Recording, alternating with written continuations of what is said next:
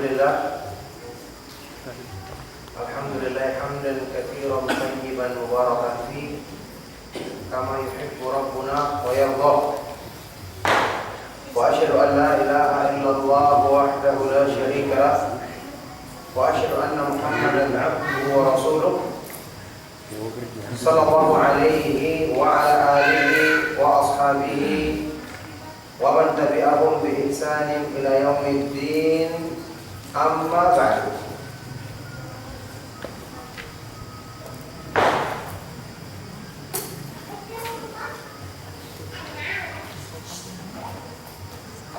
Alhamdulillah,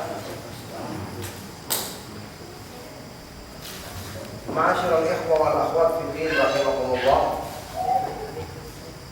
Kita bersyukur kepada Allah Subhanahu wa taala atas semua limpahan nikmat dan karunia-Nya. Alhamdulillah, pada malam hari ini kita dipertemukan kembali dalam majelis ilmu,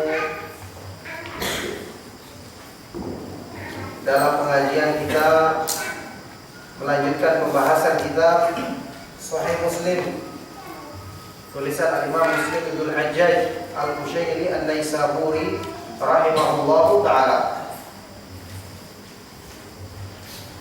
Ya, kita saat ini masih di Kitabul Iman.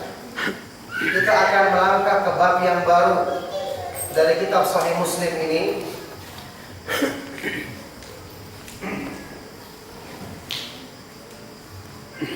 yaitu bab ad-du'a ila syahadataini wa syara'i'il Islam. Bab seruan mendakwai manusia untuk mengucapkan dua kalimat syahadat dan berpegang teguh dengan syariat-syariat Islam yang lainnya.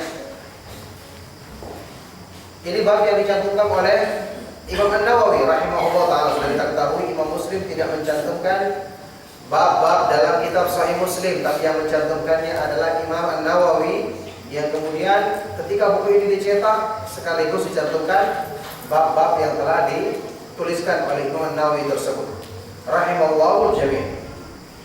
Baik, bab du'a ila syahadataini wa syara'i'il Islam. Bab ad-du'a, seruan atau mengajak manusia kepada dua kalimat syahadat dan syariat-syariat Islam yang lainnya. Qala al-Imam Abu Husain Muslim Ibnul Hajjaj Al-Qushayri An-Naisaburi rahimahullahu ta'ala.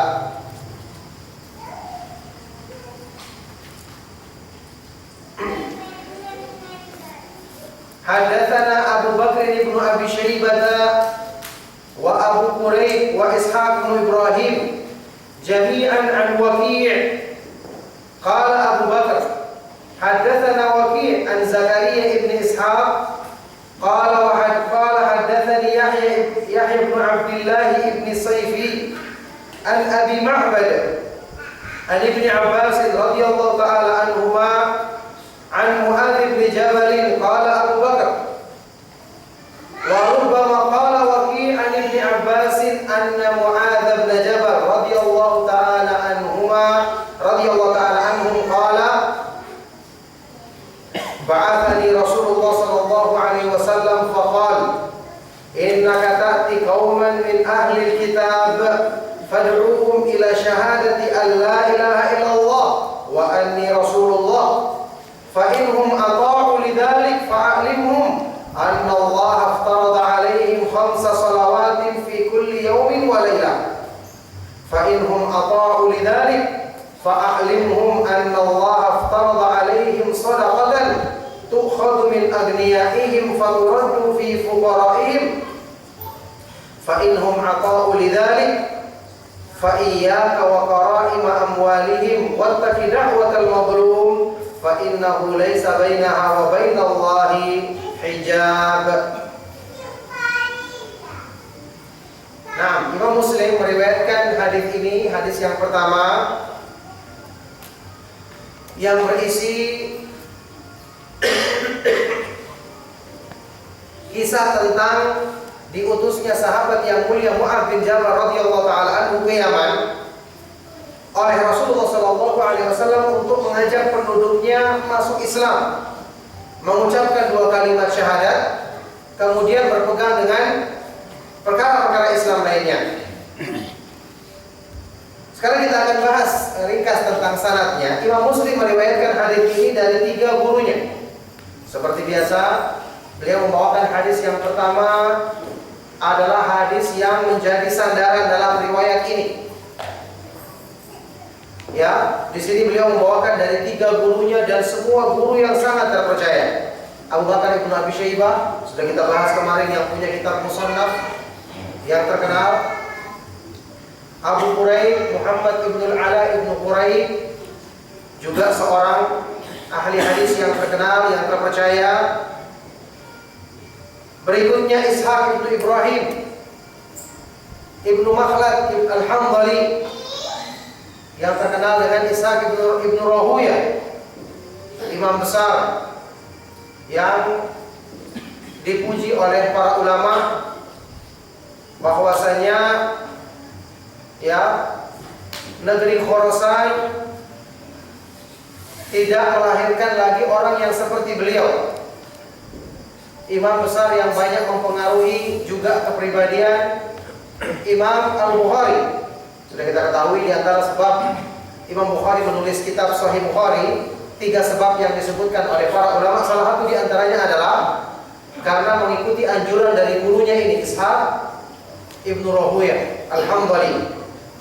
Ya, ketika Imam Ishaq ibnu Rahuyah berkata kepadanya, "Lau alafta kitaban fi sahihi sunnati Rasulillah sallallahu alaihi wasallam," seandainya kamu bisa menulis sebuah hadis, sebuah buku yang hanya memuat hadis-hadis yang sahih dari Rasulullah sallallahu alaihi wasallam, kata Imam Bukhari, "fa waqa'a dzalika fi qalbi fa bada'tu fi ta'lif as-sahih." Maka ucapan beliau ini masuk ke dalam hatiku, yakni mengenai hatiku. Maka setelah itu aku pun mulai menulis kitab Sahih Bukhari. Ishaq ibnu Rahuyah ini imam besar, penghafal hadis yang terkenal. Sampai-sampai disebutkan kalau seandainya dia hidup di zamannya tabi'in, maka para ulama di zamannya akan membutuhkan ilmunya karena hafalannya yang sangat tinggi, pemahamannya yang sangat dalam, ya, dan disebut-sebut sebagai imam yang ilmu dan kedudukannya setingkat dengan Imam Ahmad bin Hanbal rahimahullah ta'ala, yang juga merupakan guru utamanya Imam Al-Bukhari. Baik, itulah 3 syekh Imam Muslim dalam hadis ini. Abu Bakar ibnu Abi Syaibah, Abu Quraib Muhammad ibnu Ala ibnu Quraib, dan Ishaq ibnu Ibrahim ibnu Rahuyah. Jami'an, semua meriwayatkan dari Imam Waqi' ibnu Jarrah Ar-Ru'asi Al-Kufi, yang kemarin juga sudah kita sebutkan, salah seorang guru utamanya Imam Ahmad. Ya, salah seorang guru utamanya Imam Ahmad. Mereka ini terkenal dalam ketelitian dalam menjaga hadis Rasulullah SAW. Bisa kita bayangkan Imam Ishaq ibnu Ibrahim yang saya sebutkan tadi, itu pernah dia punya banyak tulisan. Dia juga punya kitab Musnad. Ya, dia pernah membacakan hadis di depan murid-muridnya sejumlah 11.000 hadis. Sanad dan matannya itu dari hafalannya, tanpa melihat buku. Setelah selesai majelis ini, di majelis berikutnya beliau membuka buku, membaca bukunya. Kata murid-muridnya, dibandingkan dengan hafalan yang dan dibacakan dengan buku, tidak ada yang berbeda satu huruf pun. Padahal ini hadis Rasulullah SAW dengan sanad dan matannya sebanyak 11.000 hadis. Makanya termasuk kitab Musnadnya dia pernah bacakan di depan murid-muridnya dari hafalannya. Kemudian dia juga membaca dari kitab yang ditulisnya. Karena para ulama itu, para imam besar itu selalu mereka tetap merujuk kepada tulisan, karena hafalan itu bisa berubah. Yang jelas para ulama ini punya kekuatan hafalan yang sangat luar biasa. Nah, jadi Waqi' ibnu Jarrah, guru beliau, adalah guru utama Imam Ahmad bin Hanbal rahimahullah ta'ala yang terkenal. Termasuk rawi yang sangat kuat ketika meriwayatkan hadis dari Imam Sufyan Ats-Tsauri. Ya, ketika disebutkan riwayatnya Imam Sufyan Ats-Tsauri, maka murid-muridnya yang paling kuat dalam meriwayatkan hadis beliau adalah termasuk diantaranya Waqi' ibn Jarrah Ar-Ru'asi, ada Yahya bin Sa'id Al-Qattan, Abdurrahman ibn Mahdi, dan mereka bertiga atau berempat ini adalah yang paling utama dalam meriwayatkan hadis-hadis dari Imam Sufyan Ats-Tsauri. Makanya ini juga imam besar Waqi' ibn Jarrah Ar-Ru'asi yang disebut-sebut dalam biografinya Imam Ahmad bin Hanbal, ya, wa kana Ahmad yushabbahu bi syaikhihi Waqi'. Imam Ahmad bin Hanbal itu selalu diserupakan dengan gurunya yang bernama Waqi' ibn Jarrah ini. Beliau inilah yang juga pernah ditanya oleh Imam Syafi'i sampai keluar bait syairnya yang terkenal tentang masalah sebab yang menjadikan hafalan buruk, ya kan? Yaitu karena banyak melakukan perbuatan maksiat. Sa'altu Waqi'an su'a hifdhi fa arsyadani ila tarkil ma'asi wa qala a'lam anna al-ilma nurun wa nurullahi la yutabu 'asi. Aku pernah bertanya kepada Waqi', maksudnya beliau ini, ya, tentang buruknya hafalanku. Maka beliau membimbingku untuk meninggalkan perbuatan maksiat, dan beliau berkata, "I'lam, ketahuilah bahwasanya ilmu Allah itu adalah cahaya, dan cahaya Allah tidak akan diberikan kepada orang yang suka melakukan perbuatan maksiat." Nauzubillah min dzalik. Inilah Waqi' ibn Jarrah Ar-Ru'asi, imam besar yang sangat terkenal dan sering dinukil ucapan-ucapannya dalam kitab-kitab akidah Ahlus Sunnah wal Jamaah. Qala Abu Bakar, Imam Muslim seperti biasa menyebutkan dengan teliti perbedaan dari cara beliau mendengar dari gurunya. Gurunya tadi mengatakan dari, kalau guru ini mengatakan menceritakan kepadaku. Disebutkan Imam Muslim sangat teliti dan sudah kita bahas kemarin. Inilah yang menjadikan Imam Muslim mengungguli semua ulama ahli hadis yang lainnya, termasuk Imam Bukhari, karena ketelitian beliau dalam menjaga lafaz hadis. Imam Muslim membawakan qala Abu Bakar, gurunya yang bernama Abu Bakar ibn Abi Syaibah menyebutkan hadatsana Waqi', telah menceritakan kepada kami Waqi'. Guru yang lain menyebutkan dari Waqi'. Dari perbedaan ini saja beliau ingatkan supaya menjaga lafaz riwayat sebagaimana yang beliau terima. An Zakaria ibn Ishaq, dari Zakaria ibn Ishaq Al-Makki, seorang rawi juga yang sangat terpercaya. Dari Yahya ibn Abdullah ibn Sayfi, dari Yahya ibn Abdullah ibn Sayfi juga Makki, dari penduduk Mekah, rawi yang terpercaya. Dari Abu Ma'bad, Abu Ma'bad ini juga rawi yang terpercaya, namanya Nafid.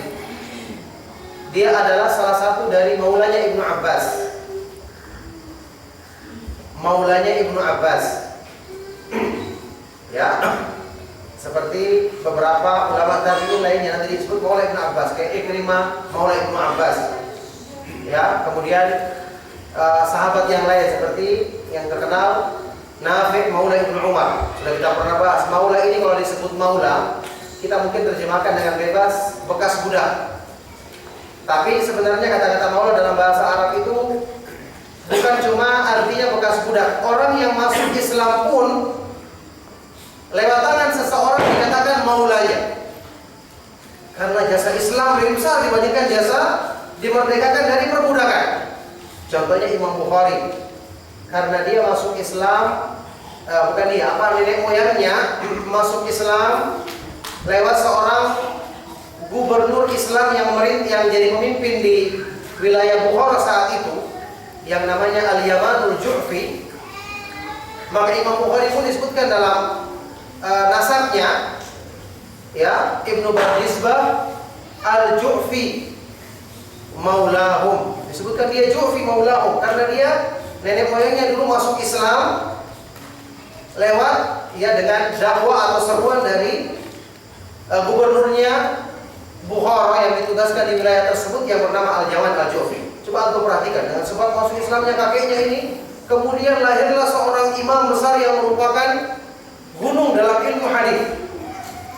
Allah Subhanahu wa taala menjadikan keberkahan dari para mu'allaf ini yang kemudian melahirkan cucu yang menulis sebuah kitab yang paling sahih setelah Al-Qur'an, yaitu Sahih Imam Bukhari.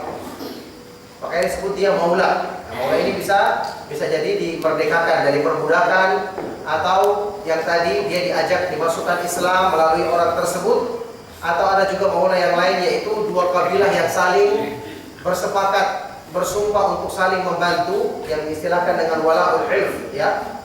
Kabilah ini saling membantu, saling membela, maka dikatakan ini adalah maula dari kabilah yang satunya. Itulah pengertian maula dalam bahasa Arab. Cuma kita kadang-kadang karena kita mau terjemahkan sulit, kita katakan saya bekas budak begitu, biar gampang.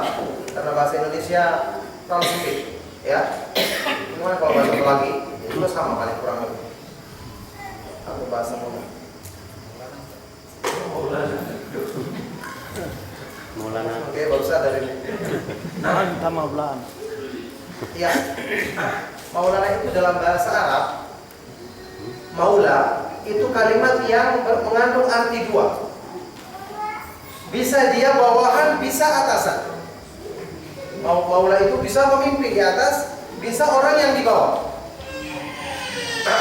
Ya, Allah Subhanahu wa taala disebutkan dalam doanya Rasulullah SAW, anta waliyuha wa maulaha. Engkaulah yang menguasai dan yang melindunginya. Yani kalimat yang mengandung dua arti. Nah, kalau dikatakan dengan maulana, ini istilahnya orang Arab, yakni pemimpin kami. Makanya penamaan seperti ini dalam bahasa Indonesia sebenarnya bukanlah penamaan yang sesuai dengan bahasa Arab yang benar, karena ini bukan untuk nama. Ini misalnya untuk gelar atau yang sejenisnya. Cuma kalau orang Indonesia seperti itu keadaannya, mereka menamakan yang penting ada Arab-Arabnya, maka dijadikanlah sebagai nama. Abu Ma'bad dari Abdullah ibnu Abbas radhiyallahu taala anhuma, anak pamannya Rasulullah sallallahu alaihi wasallam, salah satu dari 7 sahabat yang paling banyak meriwayatkan hadis Nabi sallallahu alaihi wasallam, satu dari 4 sahabat yang disebut dengan Abadilah, ya. Abdullah yang 4, yang mereka ketika Rasulullah SAW meninggal dunia masih kecil. Dari Mu'adz bin Jabal radhiyallahu taala anhuma, dalam riwayatnya Abu Bakar ibnu Abi Syaibah, ya, Waqi' mengatakan dari Ibnu Abbas bahwa Mu'adz bin Jabal menceritakan. Kisahnya seperti ini. Kata Mu'adz bin Jabal radhiyallahu taala anhu, ba'athani Rasulullah sallallahu alaihi wasallam. Satu saat Rasulullah SAW mengutusku ke Yaman. Ya, waktu itu mereka belum masuk Islam. Rasulullah SAW mengutusku, faqala, maka beliau bersabda, innaka ta'ti qauman min ahli kitab. Wahai Mu'adz, kamu akan mendatangi satu kaum yang mereka ini ahli kitab. Orang-orang yang diturunkan pada mereka kitab, dan mereka kemudian menyelewengkan atau merubahnya. Fad'uhum ila syahadati an la ilaha illallah wa anni rasulullah. Maka ajaklah mereka untuk mengucapkan kalimat syahadat la ilaha illallah, tidak ada sembahan yang benar selain Allah, dan bahwasanya aku adalah Rasulullah. Ini dalil yang menunjukkan orang itu sebelum berdakwah dia harus tahu mengetahui keadaan orang-orang yang akan diserunya, tahu tentang keadaan umat yang diajaknya, tahu dengan dia bertanya atau diberi informasi kepada orang yang pernah datang ke sana. Makanya tidak dibenarkan orang itu datang ke satu tempat asal menyampaikan.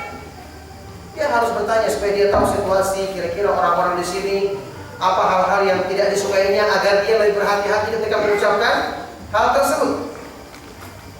Ini termasuk hikmah dalam dakwah, ya, menempatkan segala sesuatu pada tempatnya, dan ini merupakan salah satu sunnah yang dicontohkan oleh Rasulullah SAW, seperti yang disebutkan dalam hadis ini ketika beliau mengutus Mu'adz bin Jabal ke Yaman.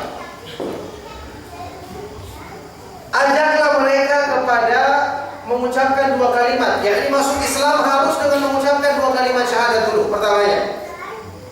Makanya disebutkan dalam riwayat lain, yang lebih kita kenal, ya, falyakun awwala ma tad'uhum ilaihi syahadatu an la ilaha illallah. Jadikanlah pertama kali yang kamu serukan kepada mereka yaitu mengucapkan 2 kalimat syahadat untuk masuk Islam. Dalam riwayat lain, ila an yuwahhidullah. Jadikanlah seruan yang pertama kali kamu sampaikan kepada mereka agar mereka mentauhidkan Allah. Berarti bahasa tauhid itu ada dalam hadis, ada dalam sunnah. Ila an yuwahhidullah, agar mereka mentauhidkan, yakni mengesahkan Allah Subhanahu wa taala dalam beribadah. Setelah itu fa inhum ata'u lidzalik, kalau mereka mau menuruti ajakanmu itu, yang menunjukkan pengamalan syariat Islam itu bermanfaat bagi orang-orang yang belum masuk Islam, ya. Dia tidak boleh mengamalkan syariat Islam sebelum dia masuk Islam dulu. Ucapkan 2 kalimat syahadat dulu. Makanya orang-orang kafir atau orang-orang yang belum masuk Islam, mereka berbuat kebaikan apapun tidak ada artinya, tidak ada gunanya, tidak akan diterima oleh Allah Subhanahu wa ta'ala. Sampai setelah mereka masuk Islam baru akan dituliskan perbuatan baik tersebut sebagai keutamaan yang bernilai pahala di sisi Allah Subhanahu wa ta'ala. Lihat, Rasulullah SAW mengatakan, kalau mereka mau mengikuti ajakanmu itu masuk Islam, mengucapkan 2 kalimat syahadat, barulah fa'alimhum, sampaikan kepada mereka Allah Subhanahu wa ta'ala mewajibkan bagi mereka salat 5 waktu dalam sehari semalam. Melaksanakan salat 5 waktu dalam sehari semalam, ini kewajiban fardu. Berikutnya fa'inhum ata'u lidzalik, kalau mereka juga mau menuruti ajakan tersebut, fa'alimhum, maka sampaikan kepada mereka Allah Subhanahu wa ta'ala mewajibkan bagi mereka sedekah. Maksudnya zakat, sudah kita bahas. Sedekah itu ada yang wajib, ada yang sunnah, anjuran. Makanya sedekah itu bisa diartikan juga zakat, yakni sedekah yang wajib. Allah mewajibkan bagi mereka membayar zakat dari harta mereka yang diambil dari orang-orang kaya mereka dan diserahkan kepada orang-orang miskin di antara mereka. Lihat, ini menunjukkan zakat itu yang paling berhak dan pertama kali menerimanya yang didahulukan adalah orang-orang miskin.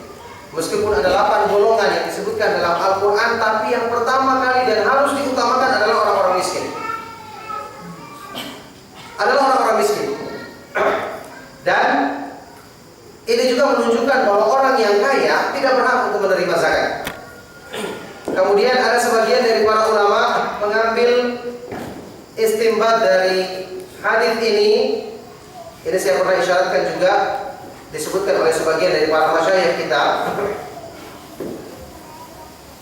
ya, bahwasanya seperti Imam Al-Khattabi, bahwasanya az-zakata la yajuzu naqluha an baladil mal. Yang ketika Nabi SAW mengatakan Allah mewajibkan zakat yang diambil dari orang-orang kaya kemudian diberikan kepada orang-orang miskin di antara mereka. Al-Khattabi dan yang lainnya, Imam Al-Khattabi dan yang lainnya rahimahullah ta'ala mengambil dalil dari hadis ini bahwa zakat itu tidak boleh dikeluarkan dari negeri tempat mengambilnya. Jadi kalau misalnya kita ambil di Kendari, ya dikasih kepada orang-orang miskin yang ada di Kendari.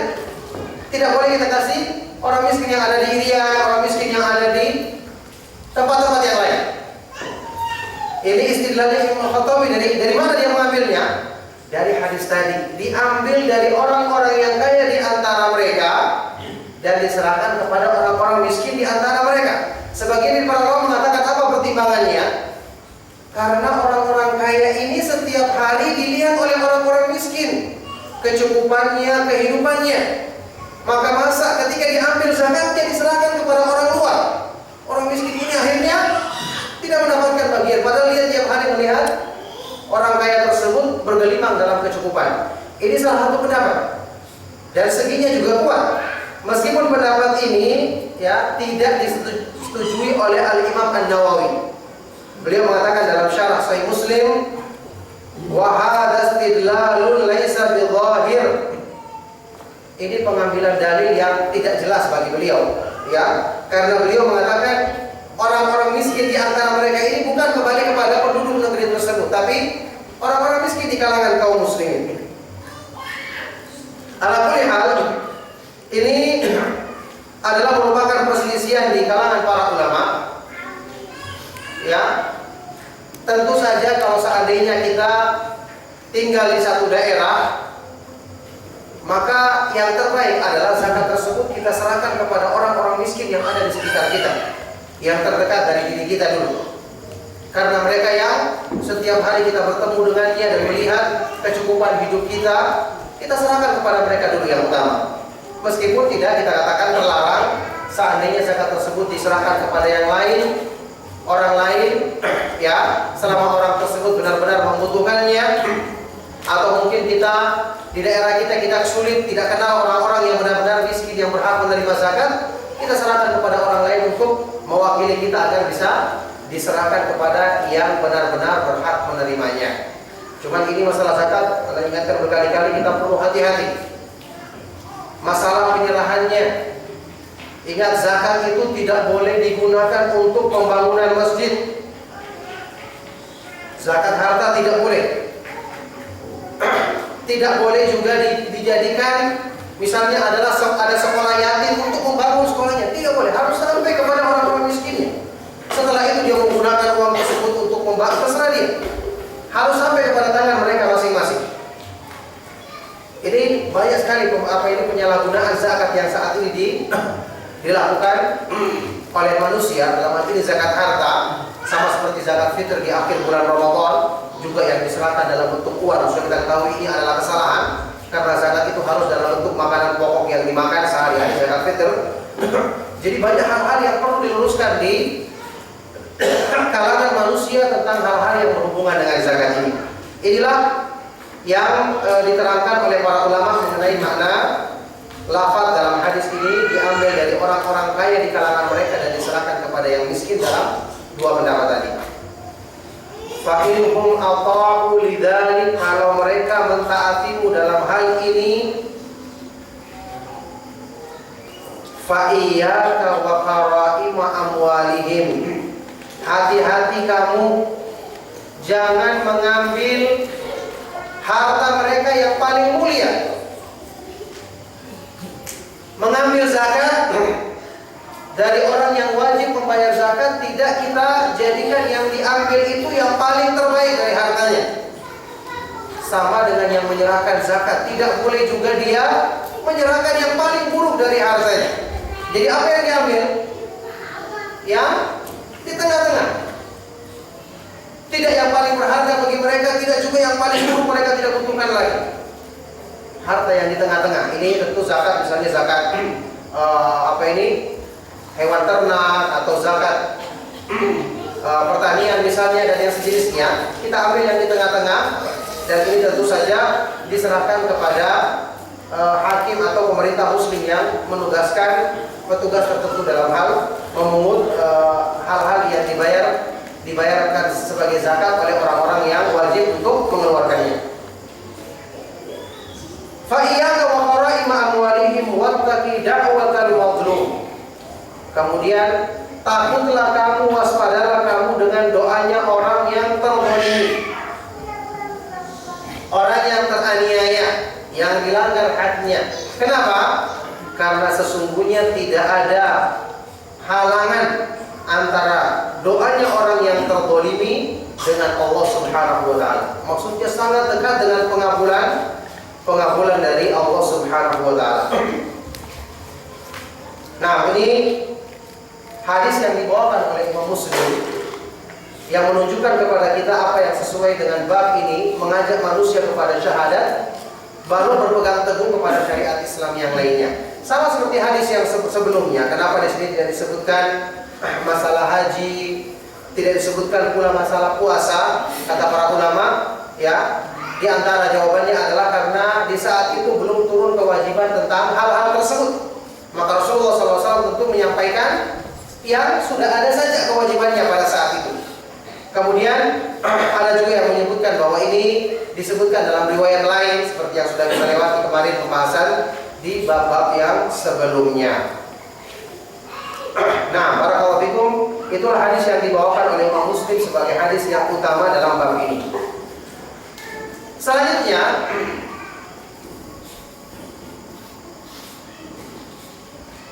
berikutnya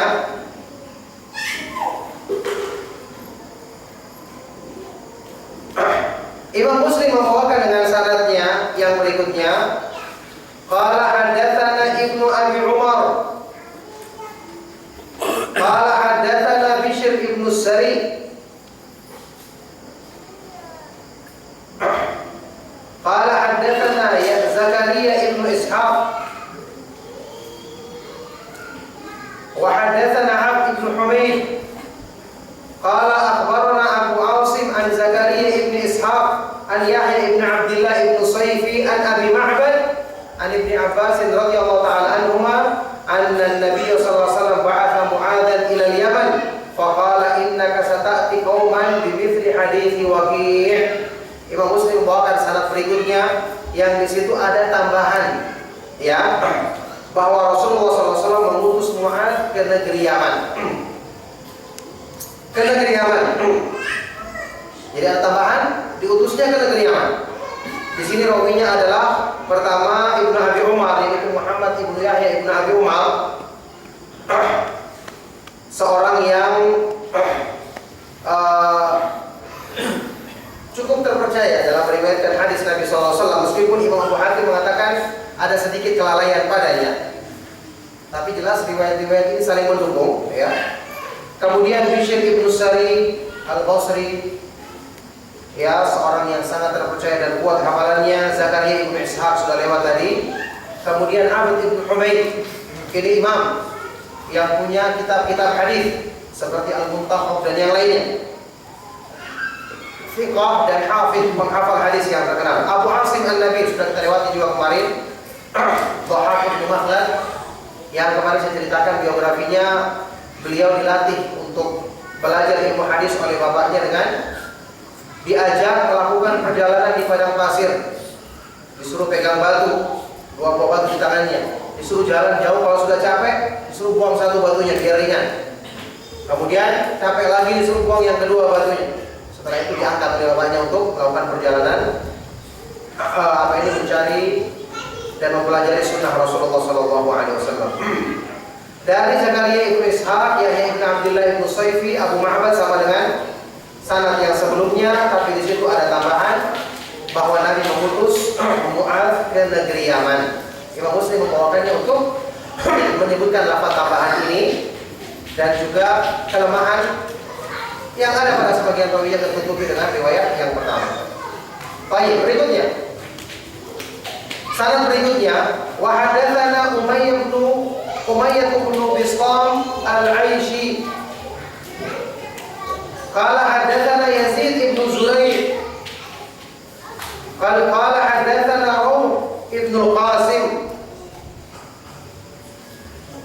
An Ismail ibn Umayyah an Yahya bin Abdullah ibn Sayfi an Abi Ma'bad an Ibn Abbas radhiyallahu ta'ala anhuma.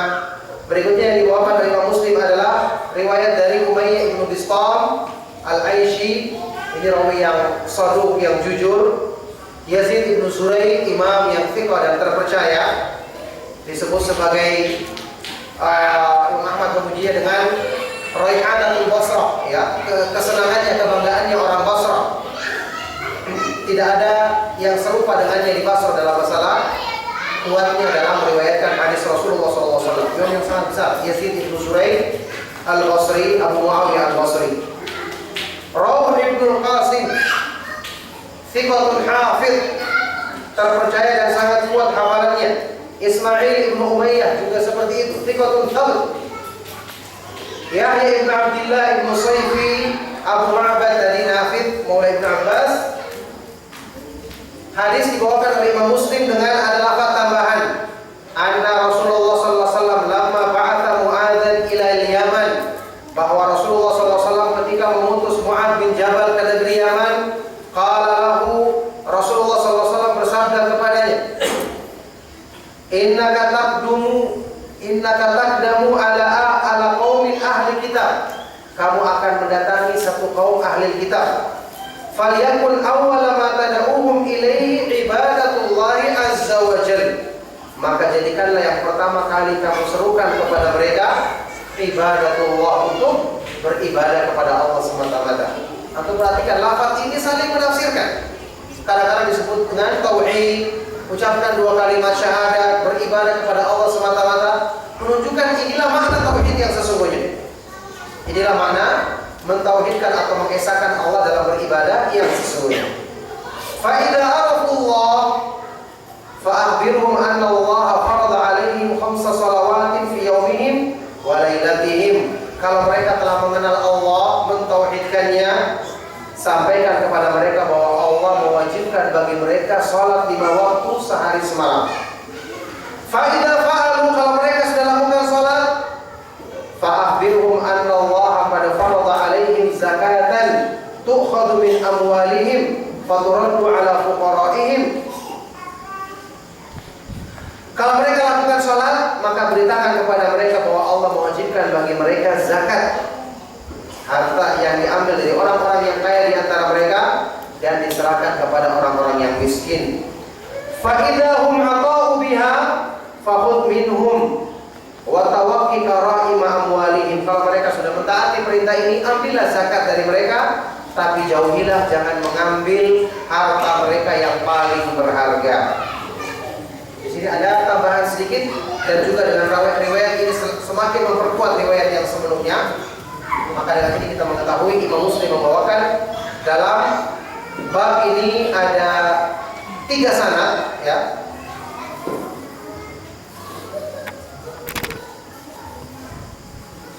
Dengan 3 sanad, dengan satu ada tahwil, ya. Tujuannya adalah untuk menjelaskan perbedaan atau tambahan lafadznya, dan juga untuk menyebutkan penguatan dari rawi yang ada sedikit masalah sebelumnya untuk dikuatkan dengan rawi yang selanjutnya.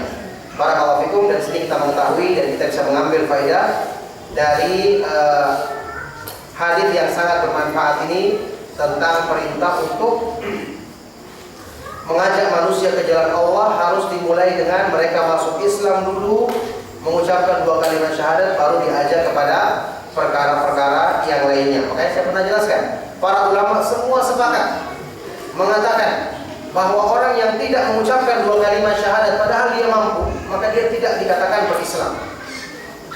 Sebelum dia mengucapkan, kalau orang yang tidak mampu misalnya bisu, itu dia ucapkan semampu yang dia lakukan. Disepakati orang yang meninggalkan anut bisyahadatai, mengucapkan 2 kalimat syahadat, ini kufur, tidak masuk Islam. Untuk 4 rukun yang berikutnya, ya, perselisihan yang kuat adalah dalam meninggalkan sholat, rukun yang kedua. Banyak di antara ulama dan para sahabat yang mengatakan orang yang meninggalkan sholat itu kafir hukumnya. Tapi sebagian ulama yang lain mengatakan tidak sampai keluar dari agama, tapi ini kufrun asghar, kafir yang kecil. Sabda Rasulullah SAW yang terkenal dalam masalah ini riwayat Imam Muslim, al-ahdu alladzi bainana wa bainahum as-shalah faman tarakaha faqad kafar. Perjanjian antara kita dengan orang-orang kafir adalah salat, barang siapa yang meninggalkannya maka dia telah menjadi kafir. Adapun untuk 3 rukun yang terakhir, ini pendapat yang terkuat dari kalangan para ulama adalah tidak dikatakan kafir orang yang meninggalkannya selama dia tidak menolak atau mengingkari kewajibannya. Yang paling kuat perselisihan ini masalah sholat, itu sangat kuat perselisihannya. Para ulama ahli sunnah yang ada di Saudi itu mayoritas semua mengatakan kufur orang yang meninggalkan sholat. Jadi memang pemahaman yang dianut dalam mazhab Imam Ahmad bin Hanbal rahimahullah taala, dan mereka berdalil dengan perbuatan para sahabat. Ya, para sahabat itu tidak melihat sesuatu yang meninggalkannya itu kufur selain sholat. Ini setelah 2 kalimat syahadat, setelah mengucapkan 2 kalimat syahadat. Ala kulli hal, ini yang berhubungan dengan pembahasan hadis ini.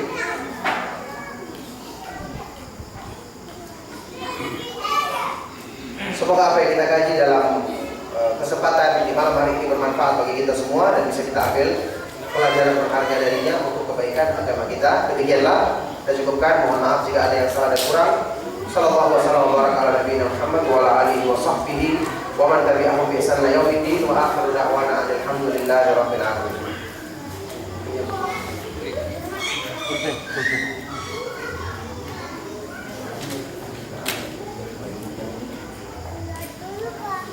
Ada pertanyaan silakan.